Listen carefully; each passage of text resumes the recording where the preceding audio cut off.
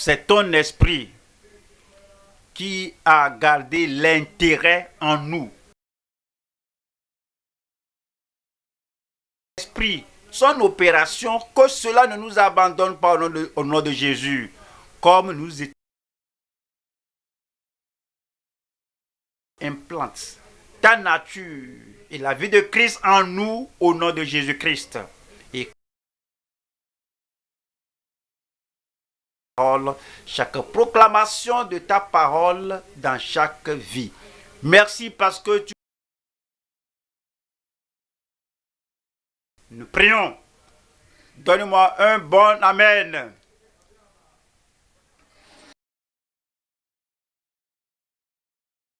De Jacques 2, nous lisons le verset 1. Mes frères, que votre Jésus-Christ soit exempt de toute acception de personne.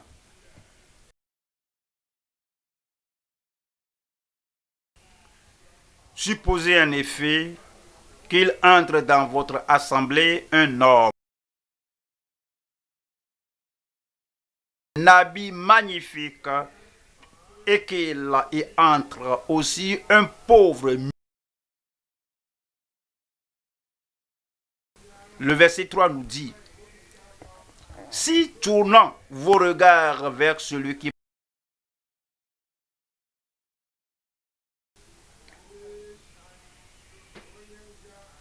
vous lui dites, ici à cette place d'honneur. Et si vous dites aux pauvres, toi, tiens-toi.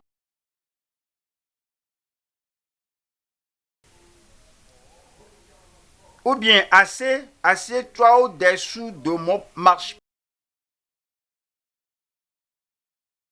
Même une distinction. Et ne jugez-vous pas sous l'inspiration de pensées aimées. Dieu n'a-t-il pas choisi les pauvres aux yeux du monde?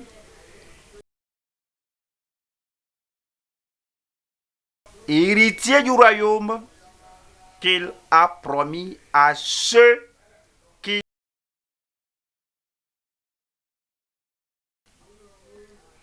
Et vous, vous avilissez le pauvre. Ne sont-ce pas les peines devant les tribunaux? Verset 7.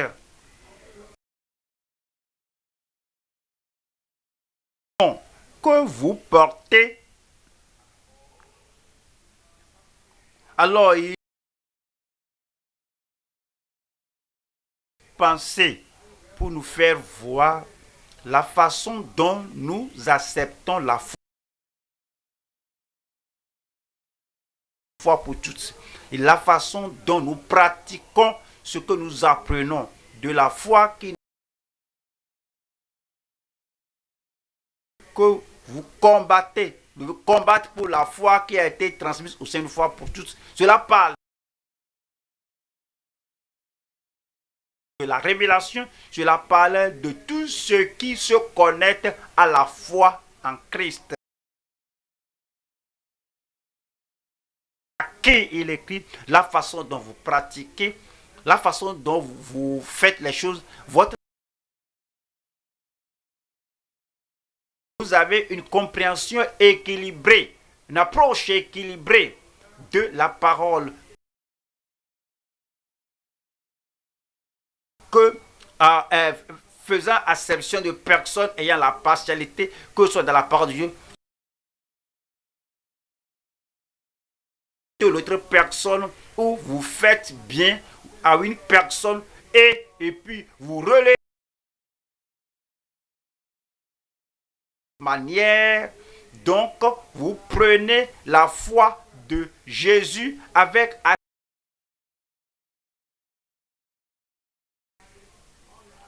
Alors, vous regardez les gens. Bonté, votre vie, c'est comment vous voyez les gens, comment la personne est élevée, comment l'autre la... comment la façon là, mon homme me respecte, la personne là, motiver quelqu'un. Donc, je vais fléchir mes genoux devant lui, je vais l'honorer. Alors, quand lui me...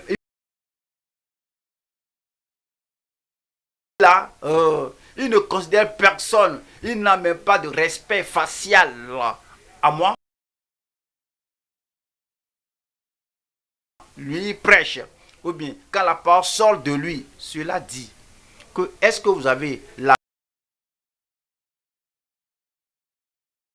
la foi qui montre que ce qui compte, c'est la parole de Dieu, c'est la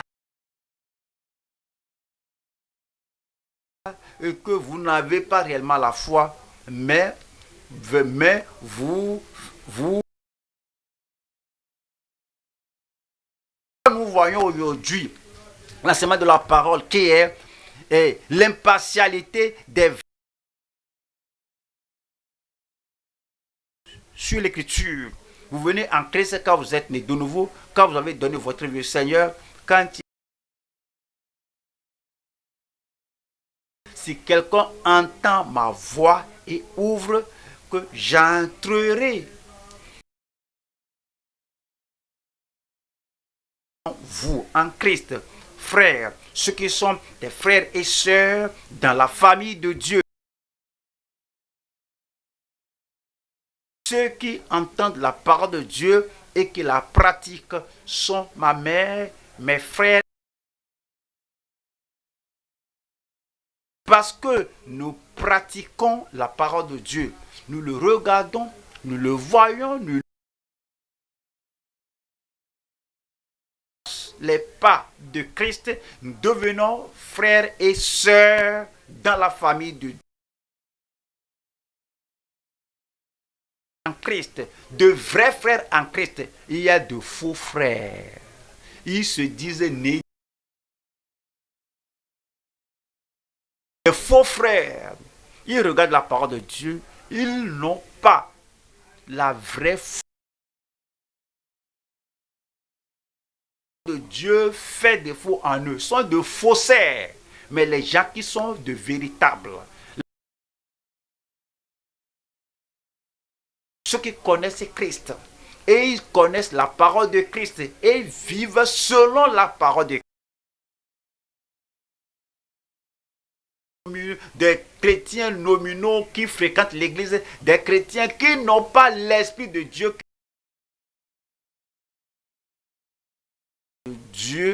Dieu n'a rien à faire avec eux. Nous aussi, nous n'avons rien avec eux. Mais les créatures en Christ, les choses anciennes sont passées et toutes les choses sont devenues nouvelles. Ils sont de vrais. Ils vivent selon l'impartialité fondée sur la Bible. Ils ont l'impartialité parce qu'ils sont de vrais frères en Christ. L'impartialité de vrais frères en Christ fondée sur l'écriture. La fidélité et l'impartialité bénie du Seigneur de gloire. C'est lui que nous suivons. C'est lui qui est l'exemple parfait. C'est lui qui est notre pas sur les traces du Christ et il a cette fidélité selon son exemple parfait. 2. Nous voyons la communion fraternelle selon son évangile. Numéro 3, c'est les disciples dans la vie de piété. Voyons, premier point. Béni du Seigneur de gloire. Jacques chapitre 2, Mes frères, au fait, l'auteur de cette épître, Jacques, a montré qu'il n'écrivait pas aux pécheurs, mais il écrivait à ceux qui connaissent le Seigneur. Selon la parole de Dieu. Mes frères, que votre foi en notre glorieux Seigneur, le Seigneur de gloire, notre glorieux Seigneur, il est le Seigneur de grâce, il est le Seigneur de gloire, notre glorieux Seigneur Jésus, soit exempt de toute acception de personne. Le Christ que nous suivons est un Christ impartial. Le Seigneur que nous suivons, c'est une partialité. Nous allons voir 3 sections ici. Première partie, nous allons voir le Dieu de personnes. 2. Le Seigneur de gloire, parfaitement. 3. Les promoteurs de sa gloire, impartiaux. Voyons la première partie, c'est le Dieu de gloire, impartial, sans. Acte 7, verset 2. Acte 7, le verset.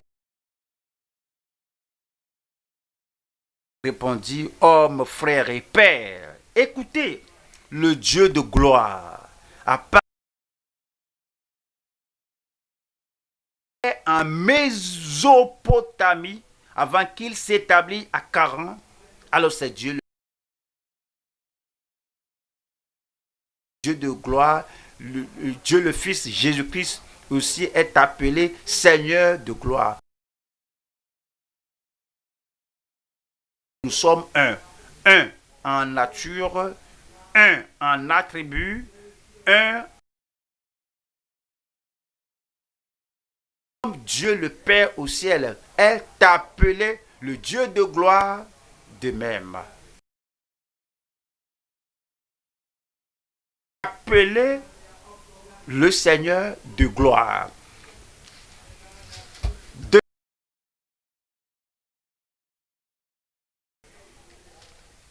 19:7. Maintenant que la crainte de sur vos actes, car il n'y a chez l'Éternel, notre Dieu, ni pour l'apparence des personnes, ni acceptation de présent, parce qu'il est le Seigneur, il est pas d'acceptation de présent. Voici quelqu'un est saint, il n'y a pas de magouille, il n'y a pas de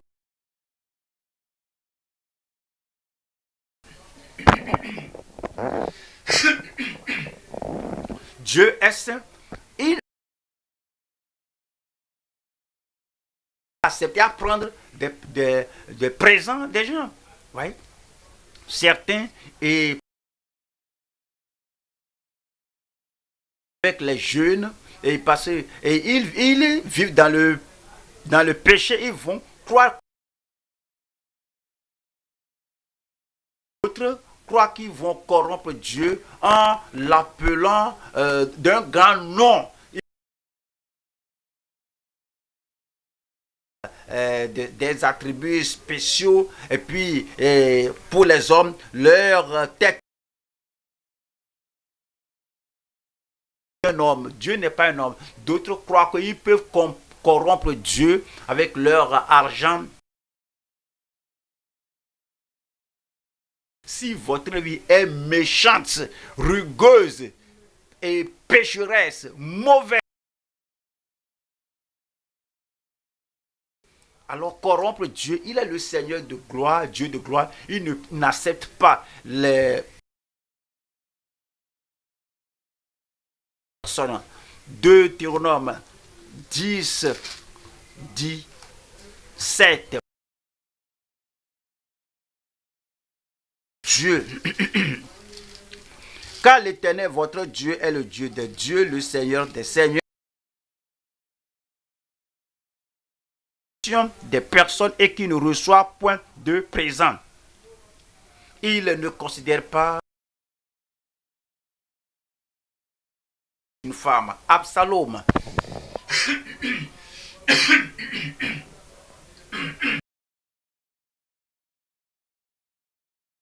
Du pays. Mais sa beauté n'a pas corrompu Dieu. Il était à l'autre bord. Quel que soit ce que nous avons dans le naturel, quel que soit notre aspect naturel, que Dieu nous honore. S'il n'y a pas de repentance, s'il n'y a pas la foi en Christ, notre vie, nous allons aux Actes, chapitre 10, vers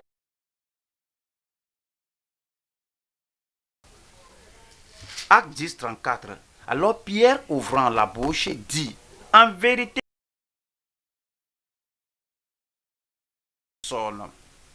et si nous croyons, nous sommes témoignage à notre cœur que nous sommes enfants de Dieu, nous allons mener notre vie.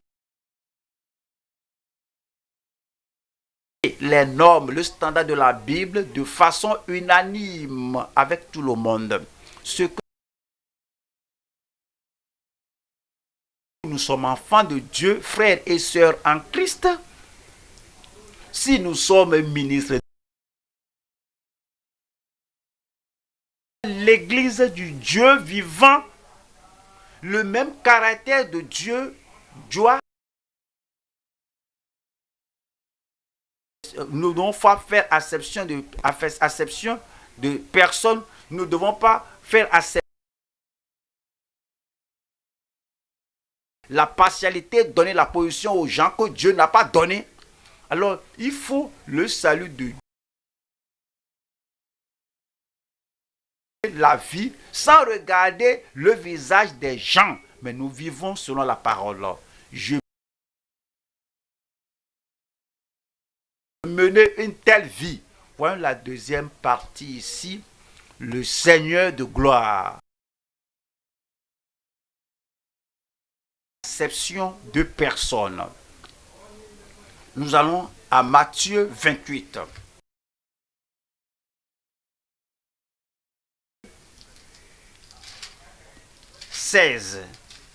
Matthieu 22, 16.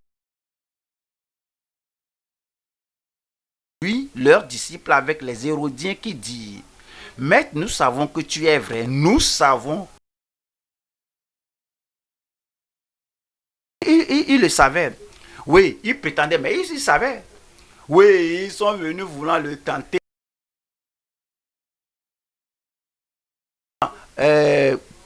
Vouloir avoir une parole de sa bouche pour lui.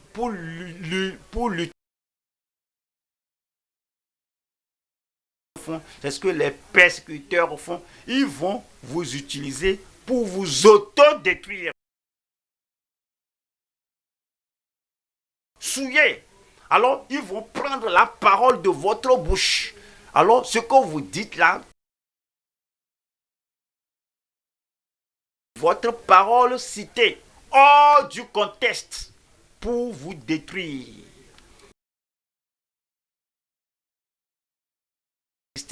C'est ce que les Hérodiens ont fait. Alors c'est ce que les persécuteurs.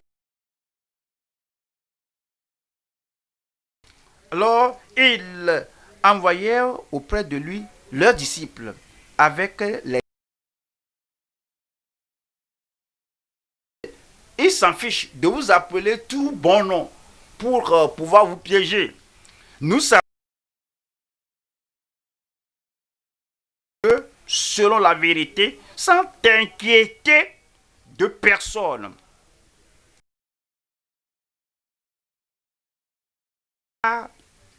Ils ont dit, car tu ne regardes pas à l'apparence. on connaît cela de Christ. Oui, est-ce que nous sommes chrétiens? Est-ce que nous sommes... Qu'on se comporte de cette manière, quelqu'un dit que si quelqu'un m'aide, si une personne... Si une personne prend bon soin de moi, que je m'en fiche de ce le soutenir ou la soutenir. Je sais que je peux savoir que la personne ne mène pas une bonne vie. C'est un fiefé rétrograde. Je peux savoir que celle-là est en route pour l'enfer. Cela ne me compte pas. C'est-à-dire que si quelqu'un les soutient, les nourrit, si quelqu'un est si bon qu'ils vont à tout prix soutenir la personne. Oh non, non, non, non.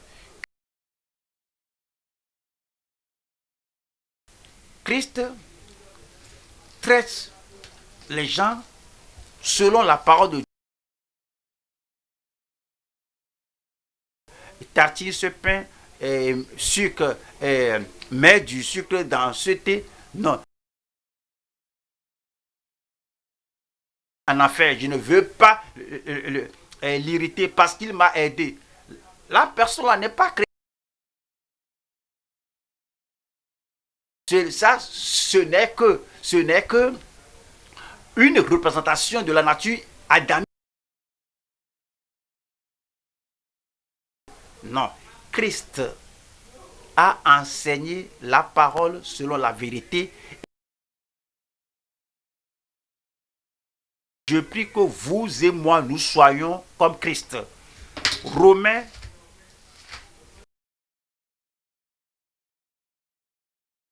2:9. Tribulation et angoisse sur toute âme d'homme.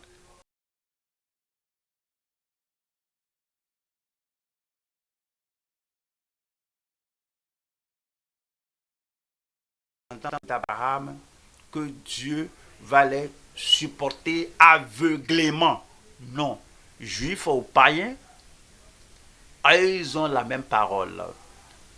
Et la même manière pour être sauvés. La même doctrine pour demeurer ferme. Ils ont la même chose. La même chose s'applique à nous. Nous sommes croyants. Nous marchons de la même manière. Nous traitons avec diverses personnes de la même manière selon la parole de Dieu. Le verset 10 dit: gloire, honneur et paix pour quiconque fait le bien. C'est ce que nous cherchons. C'est ce que nous cherchons. Nous ne cherchons pas à voir le visage des gens. On ne cherche pas la beauté de quelqu'un. On ne cherche pas la tribu. On ne cherche pas à voir si la personne est de ma tribu ou pas. On ne voit pas si la personne est mon concitoyen. Non.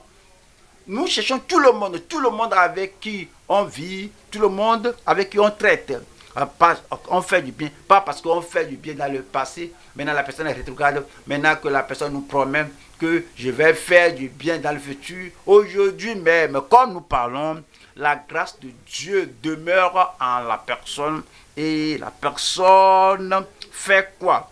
Fait le bien pour le juif, premièrement, que ce soit grec ou juif. Tout ce que le Seigneur cherche, c'est qu'ils se sont humiliés, il leur a donné la grâce, ils continuent de s'humilier, ils reçoivent plus de grâce pour faire le bien. Pour le juif, premièrement, puis le grec. 11. Car devant Dieu, il n'y a point d'acception de personne. Mon ami, as-tu une fois jamais été comme Dieu, pieux comme Dieu, être semblable à Dieu? Est-ce que tu peux vivre comme Dieu ou bien c'est dans ta nature et c'est irréversible pour toi que tu vis en regardant le visage des gens, en considérant ce que les gens te font? À cause de cela, tu ne peux pas avoir l'épine dorsale, le courage. Tu ne peux pas avoir cette constance de vivre comme Dieu et que tu ne fais pas acception de personne. Car devant Dieu, il n'a point d'acception de personne. Verset 16. C'est ce qui paraîtra au jour où, selon mon évangile, Dieu jugera par Jésus-Christ les actions secrètes des hommes.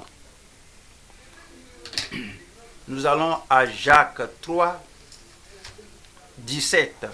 Jacques 3, le verset 17. La sagesse d'en haut est premièrement pure. Toute sagesse qui conduit à l'impureté, toute sagesse qui vous fait vous établir dans l'iniquité, dans l'impureté, cela n'est pas de Dieu. La sagesse d'en haut est premièrement pure. Ensuite, pacifique. Ce n'est pas que qu'on aura la paix, mon ami.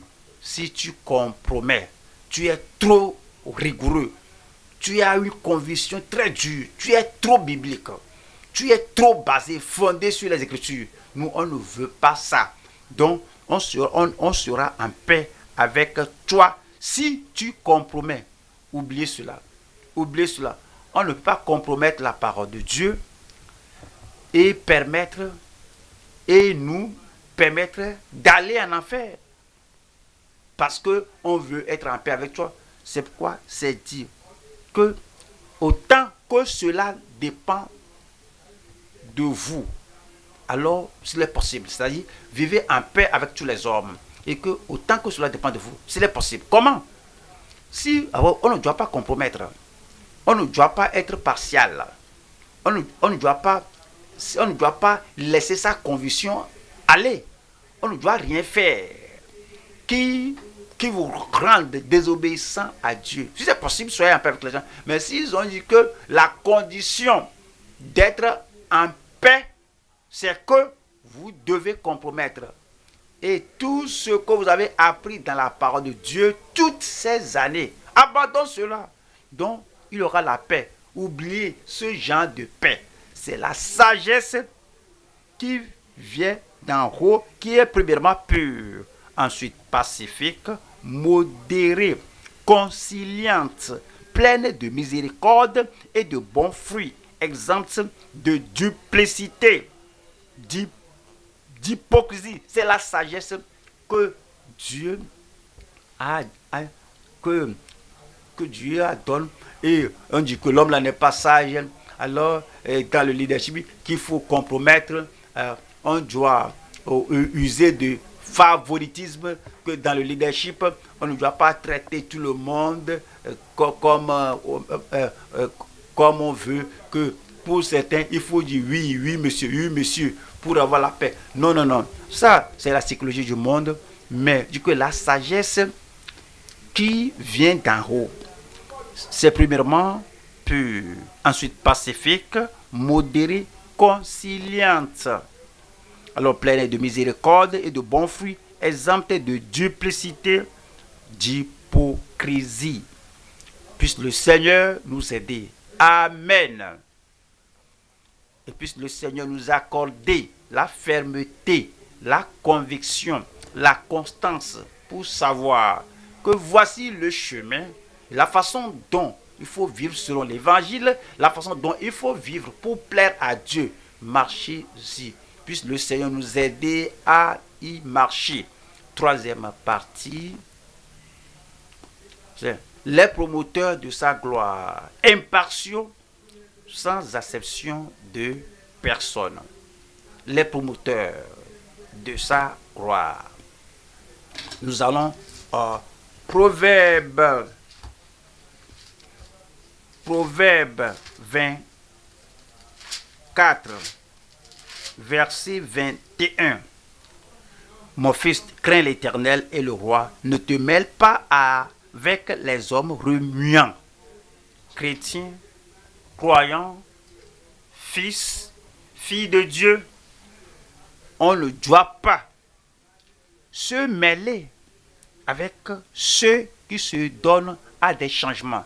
Des gens qui se changent, qui changent comme des caméléons. Les gens, si aujourd'hui on cherche une femme à prendre, ils sont comme ça. Si on cherche un mari, les gens là, ils vont se conformer. Ils ne sont pas dépendables, ils ne sont pas fiables. On ne peut pas dire que c'est ainsi que la sœur là va agir, va se comporter. Non. Son comportement dépend du climat. Son comportement dépend de l'interaction qu'elle a avec les gens. On ne peut pas dire que oui, j'ai confiance en ce frère-là. C'est ainsi qu'il va agir. Non! Leur action, leur comportement, le caractère, tout cela dépend des circonstances autour d'eux. Mais les enfants de Dieu, Dieu dit, mon fils, ma fille, crains l'Éternel et le roi et ne te mêle pas avec les hommes remuants. Puisse le Seigneur faire cela en nous au nom de Jésus. Ne vous mêlez pas avec ceux qui se donnent au changement. Le verset 22 dit, car soudain leur ruine. Ceux qui se donnent au changement, ceux qui sont comme des caméléons, les gens qui ne sont pas fiables, alors c'est dit, car soudain leur ruine surgira. Et qui connaît les châtiments des uns et des autres. 23. Voici encore ce qui vient des sages. Il n'est pas bon. Il n'est pas convenable. Ce n'est pas de la justice. Alors, il n'est pas bon dans les jugements d'avoir égard aux personnes. Ce n'est pas bon. Ce n'est pas convenable d'avoir égard aux personnes dans le jugement. Alors, si vous traitez avec quelqu'un, la personne est une simple personne, la personne est un haut cadre, la personne est une personne non instruite, on sait que 2 plus 3, ça fait quoi? Ça donne 5. On ne peut pas dire que non, lui ne calcule pas. 2 plus 3, puis on sait que c'est 5. Toi, tu dis que 2 plus 3, que chacun calcule selon lui. Et puis tu dis 15. Non, 2 plus 3, c'est 5. En comportement, 2 plus 3, ça donne toujours 5. Qui que soit la personne avec qui on traite, l'écriture est toujours la même. Comment modifions-nous la Bible pour lui? Alors, on ne peut pas modifier les connaissances scientifiques pour lui, c'est pas bon. Comment on exalte la science au-delà de la parole de Dieu? Alors, il n'y a pas d'acception de personne avec Dieu. Alors, c'est dit que, oui, ce n'est pas bon. Il n'est pas bon dans le jugement d'avoir égard aux personnes. Que Dieu nous donne de la grâce, afin que nous vivions selon l'enseignement clair, franc et direct de la parole de Dieu au nom de Jésus. 1 Timothée 5, verset 20. Ceux qui pêchent, reprends-les devant tous. Quelqu'un dit, mais on ne peut pas le faire aujourd'hui. Parce que il y a les gens là-bas qui sont amis de ceux qui pêchent.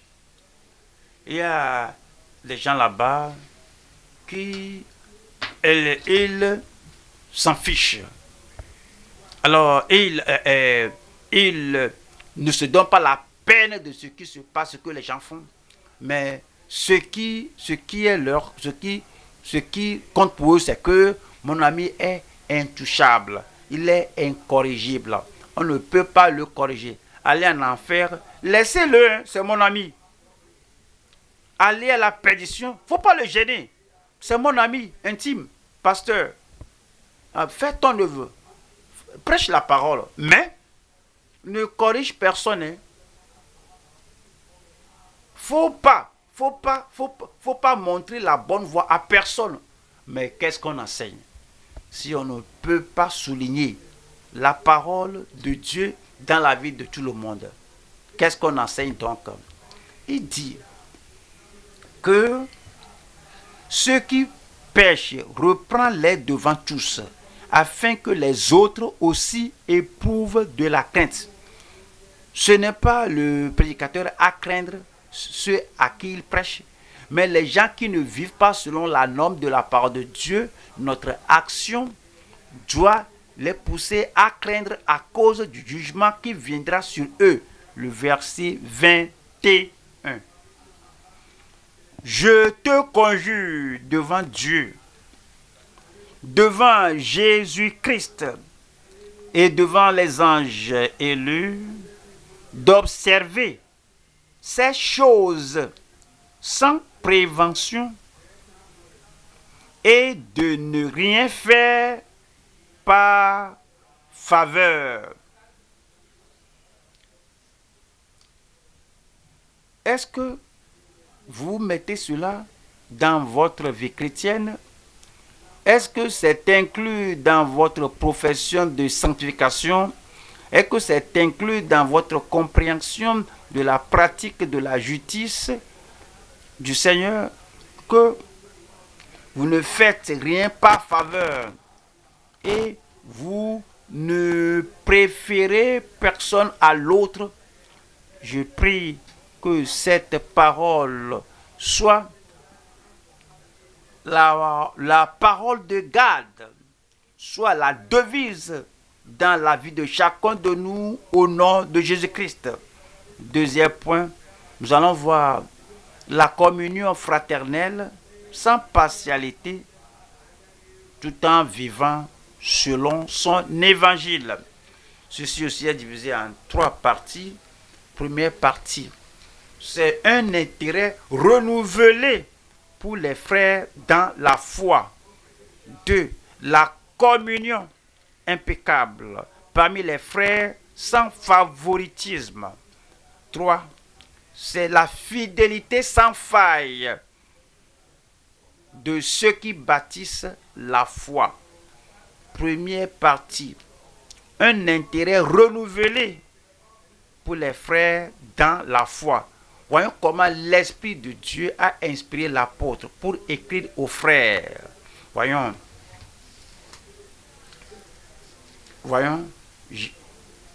comment il a écrit. Frères et Jacques, mes frères, Jacques, qui dit que mes frères, que votre foi. Et voyons le verset 19. Jacques 1, 19. Sachez-le, mes frères. Il écrivait aux frères. Sachez-le, mes frères bien-aimés, ainsi que tout homme soit prompt à écouter, lent à parler, lent à se mettre en colère. Il ne faut pas porter vos sentiments à la peau. Moindre chose vous irrite. Moindre chose vous énerve. Où est la conviction?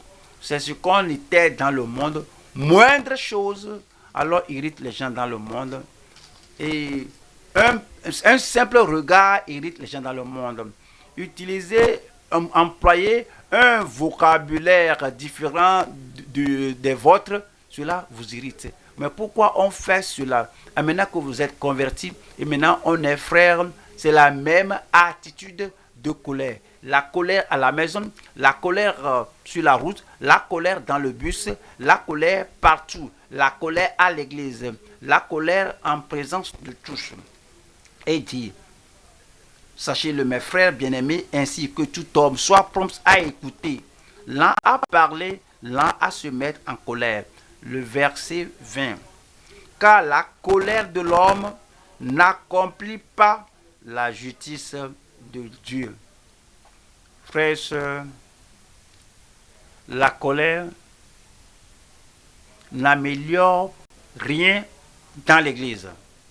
La colère ne nous rend pas plus justes, plus saints, plus prêts pour l'enlèvement. Non, parce que la colère de l'homme n'accomplit pas la justice de Dieu. Voyons Jacques 2, verset 1. Mes frères, que votre foi, encore frères, que votre foi en notre glorieux Seigneur Jésus-Christ soit exempte de toute acception de personne. Verset 5. 5 dit, écoutez mes frères bien-aimés.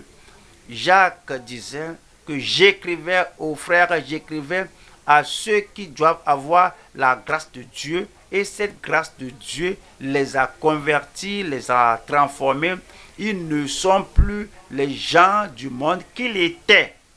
Et dit, alors Dieu n'a-t-il pas choisi les pauvres aux yeux du monde pour qu'ils soient riches en la foi, héritiers du royaume qu'il a promis à ceux qui l'aiment. Verset 14. Mes frères, que sert-il à quelqu'un de dire qu'il a la foi s'il n'a pas les œuvres? La foi peut-elle le sauver? La foi vide peut-elle le sauver? Chapitre 3, verset 1. Mes frères, qu'il n'y ait pas parmi vous un grand nombre de personnes qui se mettent à enseigner, car vous savez que nous serons jugés plus sévèrement. Parce que quand on est maître, un orateur, on ne pratique pas la parole, il y aura la condamnation. Verset 10 de la même bouche, sortent la bénédiction et la malédiction. Il ne faut pas, mes frères, il écrivait aux frères dans chaque chapitre, il dit, mes frères, alors il dit, mes frères, qu'il en soit ainsi. Il ne faut pas, mes frères, qu'il en soit ainsi. Verset 12. Un figuier, mes frères, il écrivait aux frères, peut-il produire des olives ou une vigne, des figues? De l'eau salée ne peut pas non plus produire de l'eau douce. Chapitre 4, verset 11, Jacques 4, 11. Il écrivait toujours aux frères, ne parlez point mal les uns des autres. Si vous êtes frères, si vous avez la grâce de Dieu nous contrôle. La grâce de Dieu nous restreint, nous réprime. La grâce de Dieu, à cause de la grâce de Dieu en nous, nous sommes en mesure de modérer notre conversation. Nous sommes en mesure de limiter notre conversation. Et dit ici de celui qui parle, ne parlez point mal les uns des autres frères. Celui qui parle mal d'un frère ou qui juge son frère parle mal de la loi et juge la loi. Verset 11. Jacques 4, 11. Or, si tu juges la loi, tu n'es pas observateur de la loi, mais tu en es juge. Chapitre 5, verset 7. Soyez donc patients, frères. Le monde n'a pas la capacité, l'habileté, la force d'être patient. On se dépêche, on court. Mais ceux qui sont frères, ceux qui sont nés de nouveau, enfants de Dieu, c'est dit, parce que nous sommes frères, parce que nous imitons Christ, alors on peut être patient. Soyez donc patients, frères, jusqu'à l'avènement du Seigneur. Voici, le laboureur attend le précieux fruit de la terre, prenant patience à son égard, jusqu'à ce qu'il ait reçu les pluies de la première et de l'arrière-saison. Verset 9. Ne vous plaignez pas les uns des autres.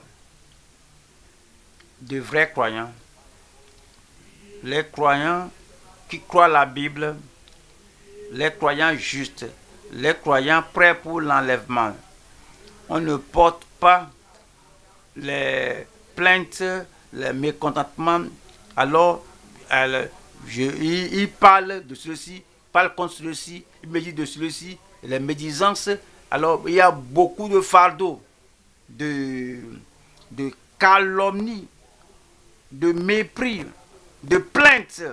Ne vous plaignez pas les uns des autres, frères, afin que vous ne soyez pas jugés. Voici le juge est à la porte. Verset 10. Prenez, mes frères, pour modèle de souffrance et de patience, les prophètes qui ont parlé au nom du Seigneur. Verset 12. Avant toute chose, mes frères, il parlait aux frères. Quand on vient lire l'épître selon Jacques, si vous êtes enfant de Dieu, un frère, une sœur, alors vous prêtez attention parce que cela est écrit pour vous, pour moi, pour les frères. Avant toute chose, mes frères, ne jurez ni par le ciel, ni par la terre. Il y a des gens qui s'habituent à dire je jure par le ciel, je jure. Alors, chrétien, croyant, la parole de Dieu est claire. Si on est enfant de Dieu, il faut affirmer la parole. Oui, je suis enfant de Dieu, je ne mens pas. Voici ce qui s'est passé. Au fait, les gens qui jurent par le ciel, je jure. Ah, vraiment, ils mentent beaucoup. Ils veulent que vous les croyiez. Alors que je jure. Un croyant ne s'habitue pas à jurer. Quand quelqu'un vous parle, dit que je jure, il faut leur dire. Quelqu'un vous dit que, faut leur dire que non, tu ne dois pas jurer, ne tu es pas croyant. Dis-moi ce qui est dans ton cœur. Pourquoi tu essaies d'utiliser Dieu, je jure, pour déclarer un mensonge? Et c'est dit que, avant toute chose, mes frères, ne jurez ni par le ciel, ni par la terre, ni par aucun autre serment, mais que votre oui soit oui et que votre non soit non, afin que vous ne tombiez pas sous le jugement. Le verset 19. Mes frères, si quelqu'un parmi vous s'est égaré l'un de la vérité et qu'un autre l'y ramène, frère, si quelqu'un rétrograde et qui devient pécheur, s'il meurt dans l'état là-bas, il meurt comme un pécheur et va en enfer. Mes frères, si quelqu'un parmi vous s'est égaré l'un de la vérité et qu'un autre l'y ramène, verset 20, qu'il sache que celui qui ramènera un pécheur, l'un d'entre vous, un rétrograde, un pécheur, qu'il sache que celui qui ramènera un pécheur de la voie où il s'était égaré, sauvera une âme de la mort et couvrira une multitude de péchés. Voilà la deuxième partie ici. Nous allons voir ici la communion impeccable parmi les frères sans favoritisme. Sans favoritisme. Voyons, Lévitique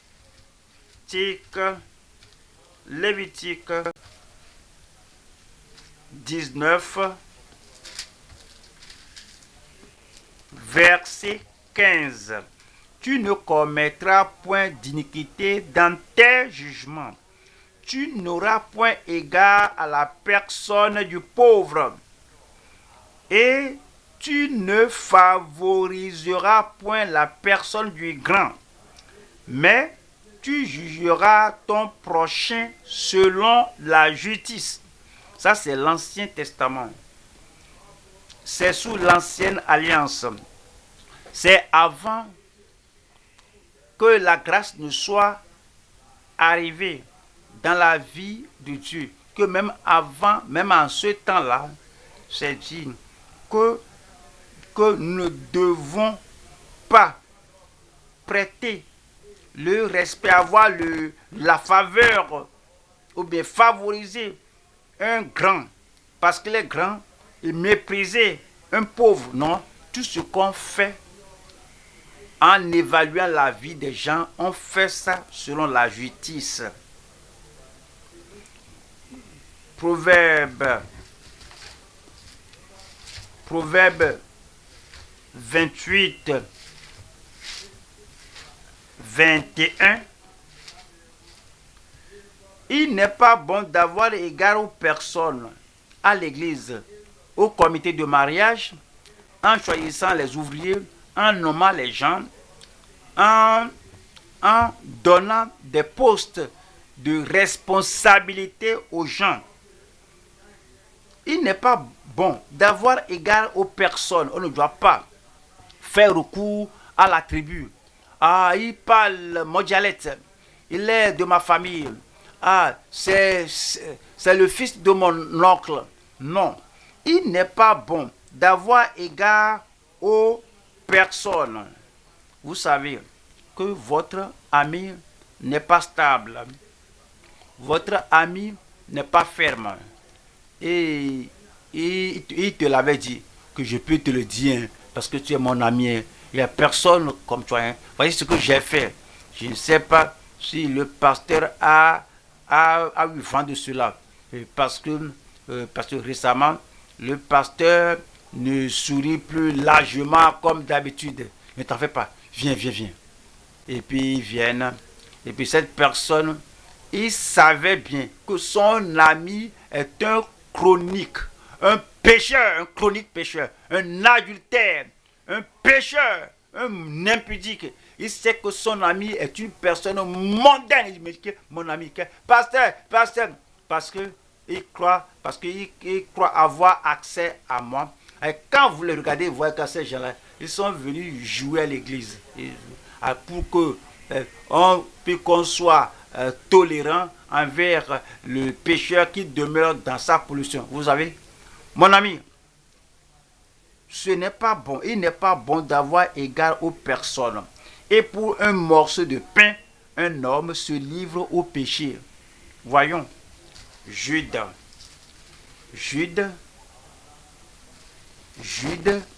16. Ce sont des gens qui murmurent, qui se plaignent de leur sort, qui marchent selon leur convoitise, qui ont à la bouche des paroles hautaines, qui admirent les personnes par motif d'intérêt. Je prie que le Seigneur nous corrige, nous rectifie, prêt et pour l'enlèvement au nom de Jésus. Dites-moi une autre Amen. Troisième partie ici, nous allons voir ici la fidélité sans faille de ceux qui bâtissent la foi. Ceux qui sont appelés à bâtir la foi des autres, même à bâtir votre propre foi. Alors nous devons avoir une fidélité sans faille. On ne regarde pas le visage des gens, on ne regarde pas la position des gens, on ne regarde pas le titre des gens. Alors, vous savez, le titre, c'est seulement pour faire une différence entre voici ce qu'il fait et les prédicateurs, voici ce qu'il fait et un autre titre. Le titre, seulement, c'est pour différencier. Le titre n'amène personne au ciel. Donc, si vous asseyez sur le titre, si vous embrassez le titre, si vous élevez pas le titre, pourquoi ne pas vous rappeler que ce n'est qu'un vide titre? Ça n'a pas de valeur devant Dieu. Ce qui compte, c'est la sainteté. Rechercher la paix avec tous et la sanctification sans laquelle personne ne verra le Seigneur. C'est ce qui compte, qui montera à la montagne du Seigneur, qui demeurera jusqu'à son lieu saint, celui qui a les mains innocentes. C'est ce qui compte. Et le cœur pur. Alors, celui qui n'élève pas son âme à la vanité, c'est ça qui compte. La fidélité sans faille dans la vie de ceux qui bâtissent la foi. De ceux qui bâtissent la foi. Jude 20. pour vous, bien-aimés, vous édifiant vous-même sur votre très sainte foi et priant par le Saint-Esprit. Verset 21. Et maintenez-vous dans l'amour de Dieu en attendant la miséricorde de notre Seigneur Jésus-Christ pour la vie éternelle. Voyons le verset 24. Or, à celui qui peut vous préserver de toute chute, il vous préservera et vous fait paraître devant sa gloire irrépréhensible et dans l'allégresse. Verset 25. À Dieu seul, notre Sauveur, par Jésus-Christ notre Seigneur, soit gloire, majesté, force et puissance dès avant tous les temps et maintenant et dans tous les siècles. Amen. Luc 18. Luc 18, verset 8. Je vous le dis, il leur fera promptement justice. Mais quand le Fils de l'homme viendra, trouvera-t-il la foi sur la terre, la fidélité sur la terre? Quand le Fils de l'homme viendra, trouvera-t-il la justice, la sainteté, la pureté, l'impartialité, la transparence, la foi sur la terre? Il trouvera beaucoup d'hypocrisie à son avènement. Il trouvera beaucoup de partialité, acception de personnes quand il viendra. Il trouvera beaucoup de superficialité quand il viendra. Les gens qui n'ont pas de principe, les gens qui n'ont pas une position ferme, ils n'ont pas de conviction. Beaucoup de gens, comme le Seigneur s'approche, ils ne pensent même pas à l'avènement du Seigneur. Alors il y a beaucoup d'injustices dans les gens, des gens qui doivent être sauvés et sanctifiés. C'est pourquoi il a posé la question que quand le Fils de l'homme viendra, trouvera-t-il la foi, la fidélité sur la terre? Hébreux 11. Hébreux 11, verset 5. C'est par la foi qu'Enoch fut enlevé pour qu'il ne vit point la mort, et qu'il ne parut plus parce que Dieu l'avait enlevé, car avant son enlèvement,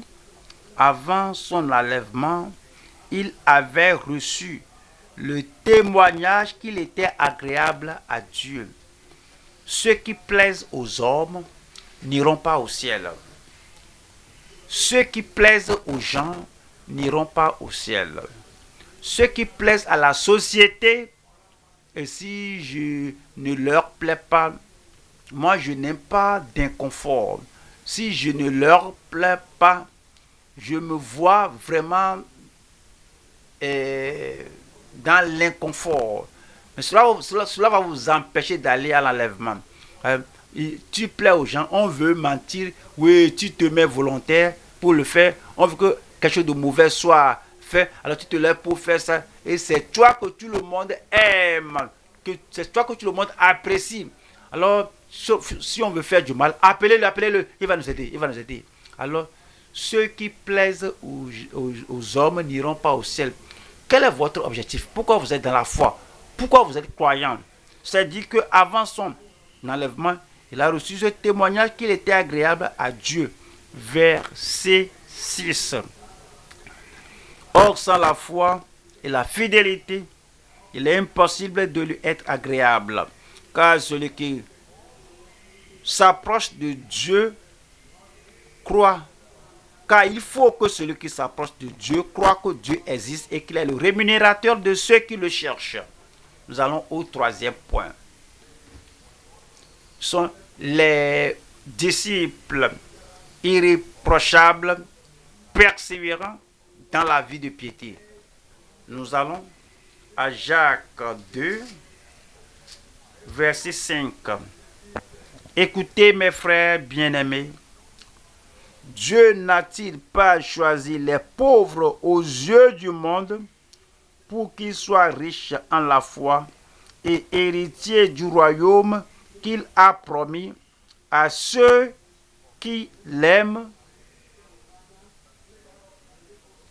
Verset 6. Et vous, vous avilissez le pauvre. Ne sont-ce pas les riches qui vous oppriment et qui vous traînent devant les tribunaux? Verset 7. Ne sont-ce pas eux qui outragent le beau nom que vous portez? Ils blasphèment le nom du Seigneur. Ils disent que tu sais, nous connaissons la vie profonde d'autrefois. Tu ne peux pas les piéger pour compromettre. Tu peux les menacer de les démettre de leurs fonctions. Tu peux même les menacer de souffrance. La vie profonde d'autrefois reste ferme comme le roc de Gibraltar. Rien ne peut les mouvoir. Mais regardez-le, regardez-le. Comment il compromet. Regardez-la. Elle est vide. Elle dit qu'elle est la vie profonde. Mais regardez-le. Regardez ce qu'il fait. Regardez ce qu'elle fait. Que la vie profonde que nous connaissions en ces jours, eux-là, ils obéissent à la Bible.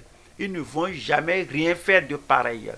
Vous savez, vous faites les gens de dehors de blasphémer les gens du Seigneur parce qu'ils ne peuvent pas vous voir demeurer, obéir à la parole de Dieu. Alors, et vous faites et blasphème le beau nom du Seigneur. Nous allons voir 3 points ici. Première partie, nous allons voir ici les héritiers justes du royaume promis. 2.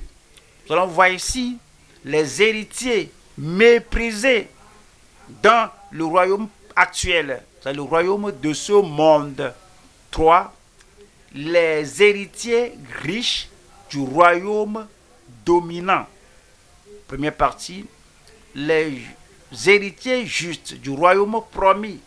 Jacques 2, verset 5 dit: écoutez mes frères bien-aimés, Dieu n'a-t-il pas choisi les pauvres aux yeux du monde pour qu'ils soient riches en la foi et héritiers du royaume qu'il a promis à ceux qui l'aiment? 1 Corinthiens 1, 26. 1 Corinthiens 1, 26. Considérez, frères, que parmi vous qui avez été appelés, il n'y a ni beaucoup de sages selon la chair, ni beaucoup de puissants, ni beaucoup de nobles. 27. Mais Dieu a choisi les choses folles du monde pour confondre les sages. Dieu a choisi les choses faibles du monde pour confondre les fortes. 28. Et Dieu a choisi les choses viles du monde et celles qu'on méprise, celles qui ne sont point, pour réduire à néant celles qui sont. Romains, chapitre 8, 14. Romains 8, 14. Car tous ceux qui sont conduits par l'Esprit de Dieu sont fils de Dieu. Regardez encore cela. Car tous ceux qui sont conduits par l'Esprit du monde sont fils du monde.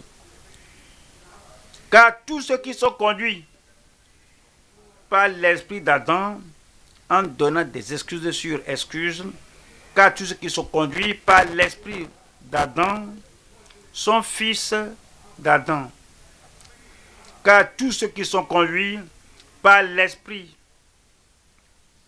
de la société, ils sont les descendants de la société, ne sont pas encore nés de nouveau. Ils sont enfants de la société. Si vous êtes nés de nouveau, vous êtes venus connaître le Seigneur. Vous vivez par la grâce qui vient du Seigneur. Car tous ceux qui sont conduits par l'Esprit de Dieu sont fils de Dieu. Verset 15. 15. Et vous n'avez point reçu un esprit de servitude pour être encore dans la crainte. Il y a un esprit de servitude qui captive l'âme, l'esprit. On n'a pas l'occasion, la liberté de faire la volonté de Dieu et d'obéir à la parole de Dieu. Vous vivez avec crainte. Si vous êtes à vous-même, vous vivez avec crainte. Si vous êtes avec les gens, vous êtes toujours peureux.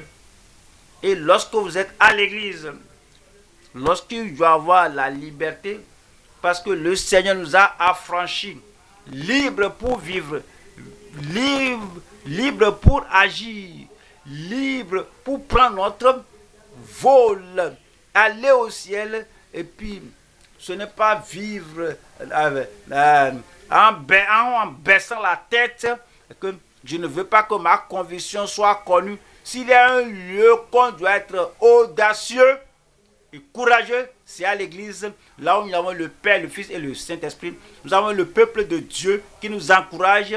Même à l'église, les gens ont beaucoup peur. Il y a quelque chose qui va mal. Alors, quelque chose ne va pas. C'est dit que vous n'avez point reçu un esprit de servitude pour être encore dans la crainte.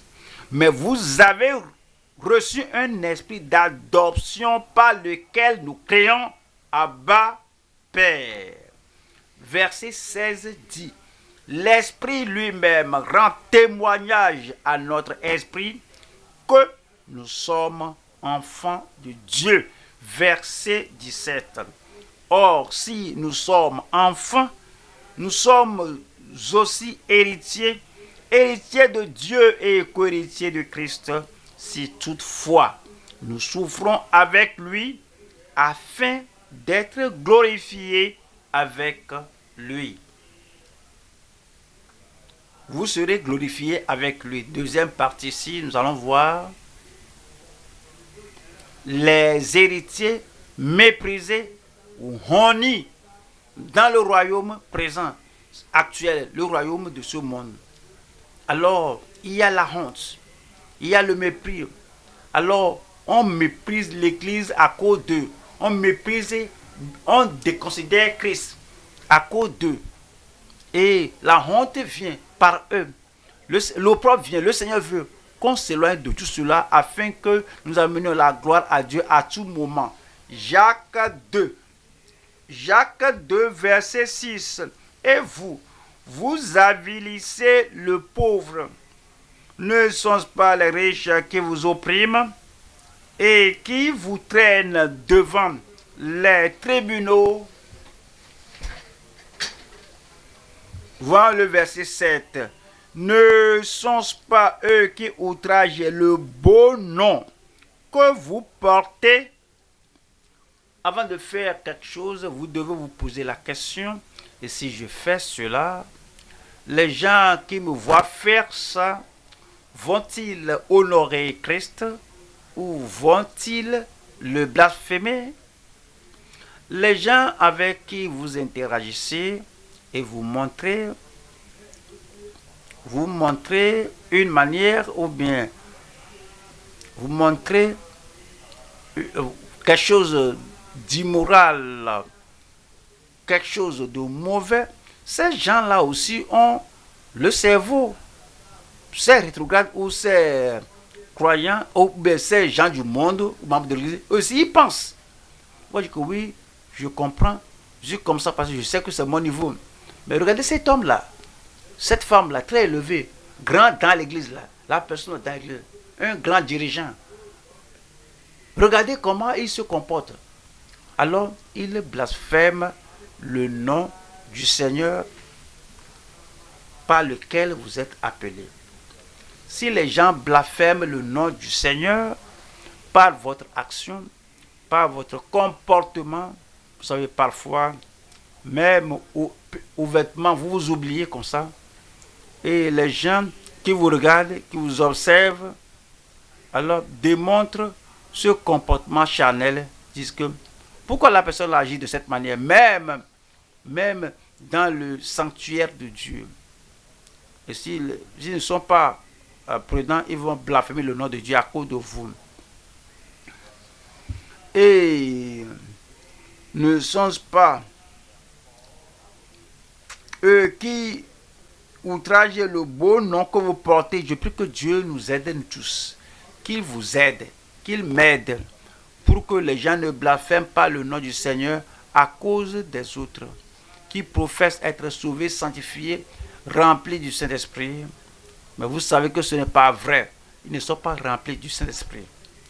Si les gens blasphèment le nom de Dieu par eux. Apocalypse 2, verset 9. Apocalypse 2, verset 9. Je connais ta tribulation et ta pauvreté, bien que tu sois riche. Amen. Amen.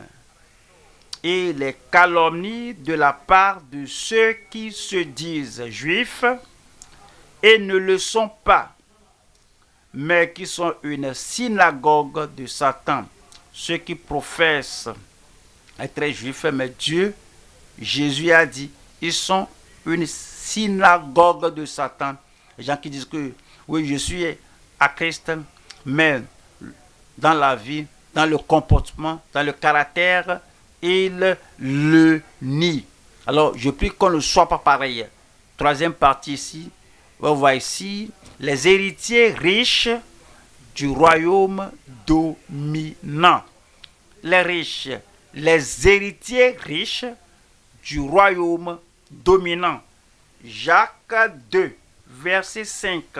Écoutez mes frères bien-aimés, Dieu n'a-t-il pas choisi les pauvres aux yeux du monde pour qu'ils soient riches en la foi, riches en la foi, riches en la foi. Lorsque nous sommes riches en la foi, nous sommes riches en la grâce parce qu'on peut prier et par la foi on a plus de grâce.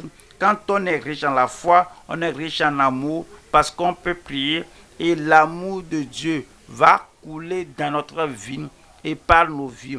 Quand on est riche en la foi, nous sommes riches en la vérité et la vérité de la part de Dieu nous enrichisse alors et cela par nous, cela atteint la vie des autres. Quand on est riche en la foi, nous sommes riches à porter les fruits de l'esprit parce que c'est par la foi qu'on opère et la foi maintenant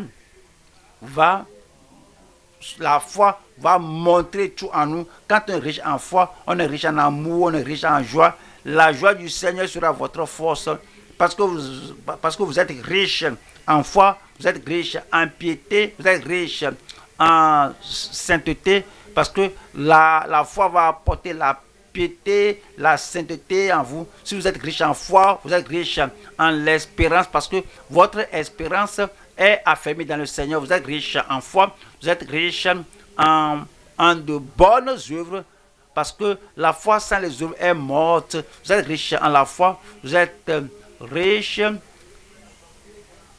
en actes bénéfiques aux gens. Et c'est dit que Dieu n'a-t-il pas choisi les pauvres aux yeux du monde pour qu'ils soient riches en la foi et héritiers du royaume qu'il a promis à ceux qui l'aiment. Aujourd'hui, de tout ce qu'on a choisi, ce qu'on a étudié, nous voulons venir par la foi devant le Seigneur. Nous voulons que notre foi s'accroisse là où on est déficient. Alors, nous croyons en Dieu que le Seigneur va enrichir notre foi. Il va enrichir notre foi. Et aujourd'hui, nous allons vivre selon la foi du Fils de Dieu qui nous aime et qui est mort pour nous et s'est donné lui-même pour nous. Levons-nous maintenant Et parlons au Seigneur dans la prière. Parlons au Seigneur dans la prière parce que le Seigneur peut enrichir notre vie. Il peut enrichir notre foi. Il veut que nous comprenions qu'il est le Seigneur de gloire. Il est le Seigneur de gloire. Pourquoi ne pas le reconnaître? Comme vous vous tenez debout là-bas, comme vous priez maintenant, reconnaissez-le. Il est le Seigneur de gloire. Il est le Dieu de gloire. Il est impartial. Et quiconque invoquera le nom du Seigneur sera sauvé. Pourquoi? Parce que il est impartial. Il est impartial. S'il a béni les autres, il va vous bénir aussi. S'il a transformé la vie des autres, il va vous transformer aussi. Il a changé Saul, il est devenu l'apôtre Paul. Il a changé sa nature, il a changé sa vie, il a changé sa poursuite, il a changé tout ce qui le concerne. Et c'est le Dieu qui ne fait pas acception de personne. Et à cause de cela, il va exaucer votre prière aussi. Mais vous devez avoir le désir d'avoir la vraie nature du Seigneur et le vrai caractère de Christ, le Seigneur de gloire. Parlez-lui afin que la grâce là s'accroisse dans votre cœur, que la grâce là s'augmente en vous, qui vous change de grâce en gloire, en grâce, de force en force, que vous devenez de plus en plus fort et que Dieu vous donne l'épine dorsale pour pouvoir tenir ferme, ne faisant aucune acception de personne, en ne menant pas votre vie dans la partialité, en ne menant pas la vie avec acception de personne, en ne menant pas la vie dans le favoritisme, dans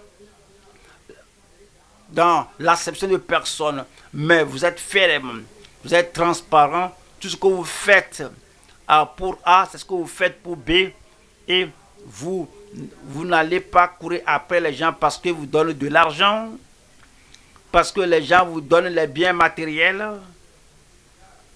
que je ne peux jamais rien dire de négatif, même si c'est vrai, parce que il m'a donné ceci et cela. Ça, c'est fait acception de personne. C'est dépendre de quelqu'un. Alors, vous montrez la nature des gens du monde, mais il faut montrer la nature de Christ. Alors, il n'y a pas d'acception de personne. Alors, il n'y a pas de crainte ni faveur parce que vous ne faites rien. J'ai peur, j'ai peur, j'ai peur. Je ne vais pas faire cela. Mais j'ai peur. Je ne vais pas dire cela. Et si je n'ai pas dit ça, oui, j'ai peur de ce qu'ils vont faire, de comment ils vont agir. Je ne vais pas rester ferme, mais j'ai peur, je crains. L'esprit de servitude. Alors, vous avez l'esprit de servitude pour craindre. Vous ne savez pas le Seigneur de tout votre cœur. C'est la crainte de l'homme qui vous contrôle. La faveur qu'il me fait. La flatterie des gens. L'honneur que les gens là, humains, l'honneur des hommes qu'ils me donnent. Si je ne continue pas de me prosterner devant eux, compromettre en leur faveur, ils vont diminuer la faveur pour moi.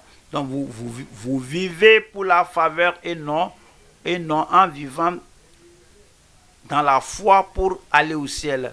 Pourquoi ne pas devenir un véritable croyant, un croyant transparent, un croyant impartial, un croyant ferme, fidèle dans les choses du Seigneur. Vous connaissez la vérité et vous vivez, vous marchez dans la vérité.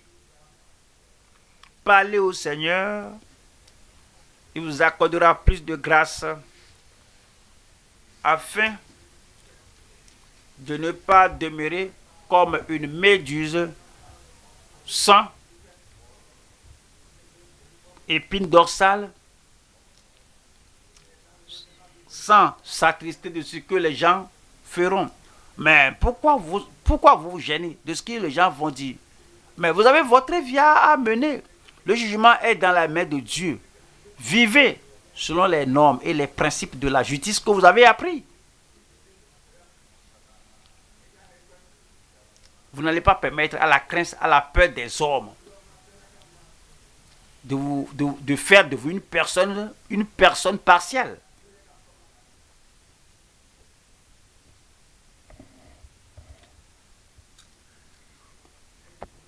De vous rendre hypocrite. Vous ne respectez pas la personne, mais vous haïssez comme si vous la respectez. Dites la bonne chose, mais pourquoi vous faites ça? Tout ce que vous pouvez dire derrière lui, dis-le devant lui. Qu'avez-vous peur? Pas de partialité. En interviewant les gens, en recommandant les gens, en donnant le titre aux gens, pas de partialité, pas de tribalisme, pas de distinction de personne, pas de favoritisme. Vivez selon la conviction de votre cœur.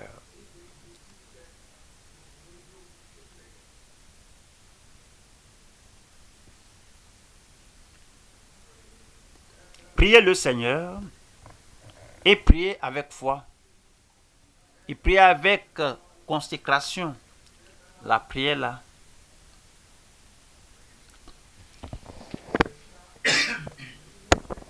La prière qui fait descendre les vertus du ciel dans votre vie.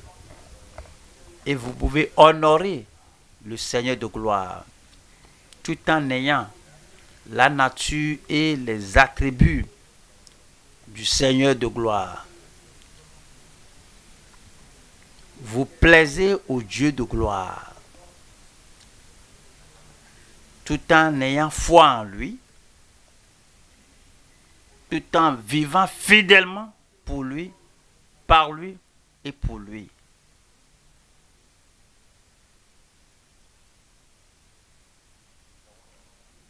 C'est lui qui nous conduit, c'est lui qui nous élève, c'est lui qui nous élève à la gloire.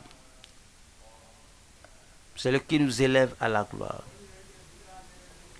Et vous devez promouvoir cette gloire en ayant les regards sur lui en tout moment, en vivant par sa grâce, par sa vérité à tout moment.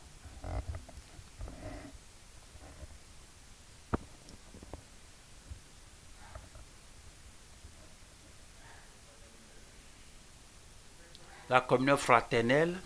Êtes-vous un frère? Vous êtes frère, vous êtes sœur. Quelle que soit la tentation qui surgit, vous résistez à la tentatrice, vous résistez au tentateur. Qui que soit le tentateur, qui que soit la tentatrice, après tout, vous ne vivez pas pour plaire à elle, pour plaire au tentateur, mais vous vivez pour plaire à Dieu, le Dieu de gloire.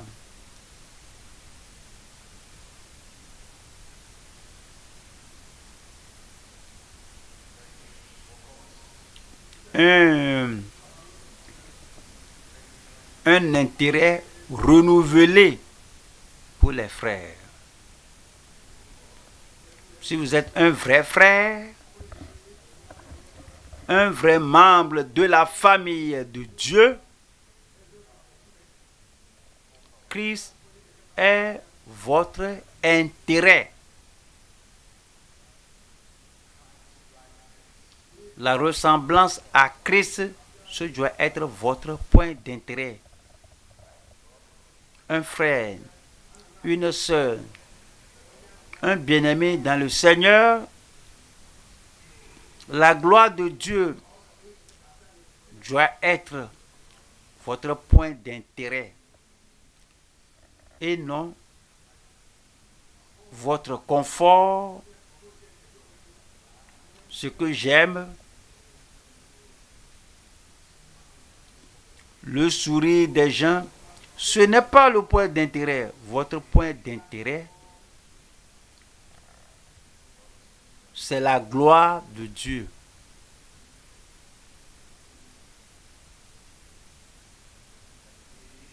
Le jour aussi bien que la nuit.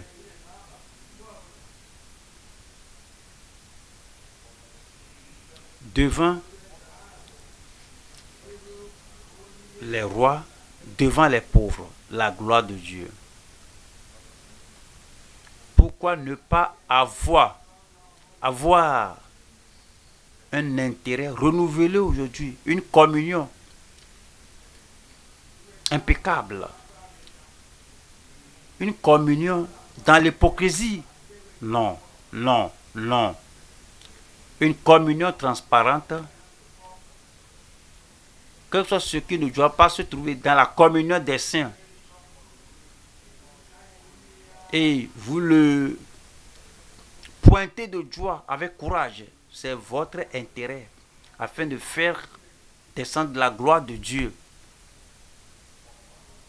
La franchise, la fidélité sans faille, franche. Vous n'allez pas de gauche à droite.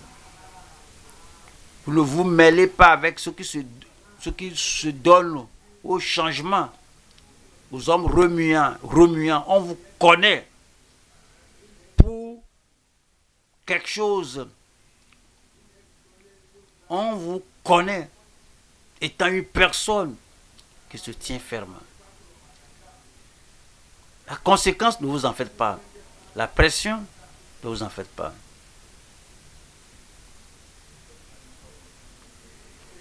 On peut vous surnommer, mais quel est votre souci? Votre souci, c'est de vous concentrer sur la gloire de Dieu.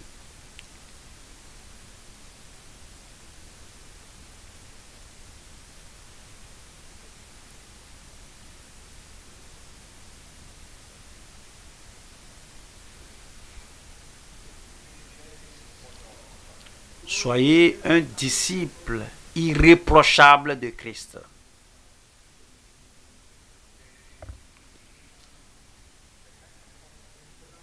Pas de jeu, pas de choses sales derrière la porte, derrière le rideau. Mais vous êtes pieux, saints, justes.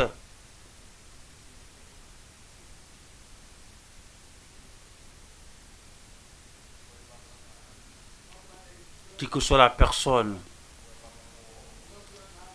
qui demeure ferme ou qui chute, vous restez debout. Qui que soit la personne qui rétrograde, qui que soit la personne qui de façon à blasphémer le nom du Seigneur, cela ne vous concerne pas. Vous concentrez-vous sur le Seigneur, soyez juste. Soyez pieux. Soyez fiable. Soyez dépendable. Soyez non compromettant. Restez ferme.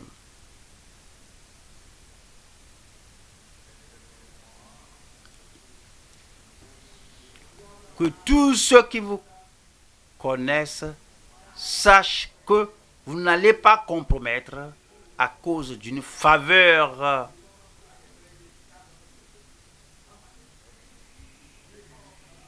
ou bien à cause des choses négatives qu'on vous fera. Mais que tout le monde le sache.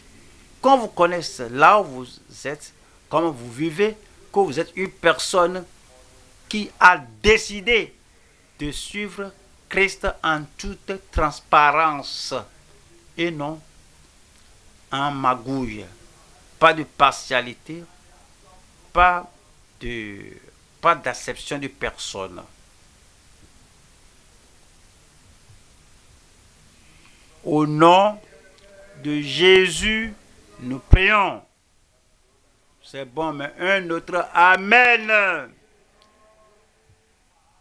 Père, nous nous soumettons à toi, nous abandonnons le cœur, l'âme, esprit, le corps à toi, à ta volonté. Seigneur, que par ta grâce et dans ta force et par ton esprit, que tous ces attributs et ces attitudes des hommes, la partialité, l'acception de personnes, l'hypocrisie, Seigneur, nous rejetons tout cela dorénavant au nom de Jésus. La grâce pour tenir ferme, pour rester comme frères, comme des fils et des filles dans le royaume de Dieu, sans jouer avec l'âme de... tout en jouant avec notre âme comme les gens du monde, nous nous remettons totalement à toi. Aide-nous et accorde-nous la grâce pour vivre conformément au nom de Jésus. Seigneur, tous les changements du passé, les vacillements du passé et le mélange avec les gens du passé, pardonne-nous et purifie-nous de cela au nom de Jésus-Christ. Que dorénavant, que partout où nous nous trouvons, nous n'allons pas compromettre. Nous n'allons pas fléchir devant ceux qui cherchent des esclaves à leur mauvaise vie. Nous n'allons pas compromettre avec eux la grâce pour rester ferme, la colonne vertébrale pour rester ferme, la force de l'Esprit de Dieu pour demeurer fidèle.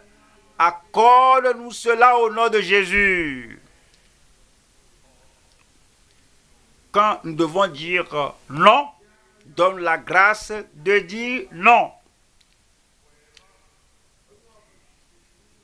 À qui que ce soit, que nous devons dire non à tout moment, la force, le courage d'esprit, l'épine dorsale de conviction pour dire non à ces gens-là. Donne cela au nom de Jésus-Christ. Partout où nous allons, partout où on se trouve, que nous ayons, oui, cet intérêt renouvelé, constant, pour nous concentrer sur toi et t'amener la gloire au quotidien en vivant comme Christ. Pas de partialité, pas d'hypocrisie, pas de dissimulation, pas la crainte des hommes, pas l'inclination au mal. Nous te disons merci. Tu as aidé les gens d'autrefois. Tu vas nous aider. Nous prions, Seigneur, que à partir de ce jour, que nous commencions à pratiquer cela. Pas d'acception de personne, pas de partialité, pas d'hypocrisie, pas la soumission au mal, mais en vivant notre vie dans la sainteté, dans la justice, devant toi, tous les jours de notre vie au nom de Jésus. Confirme le Seigneur dans toute vie. Au nom de Jésus, nous prions.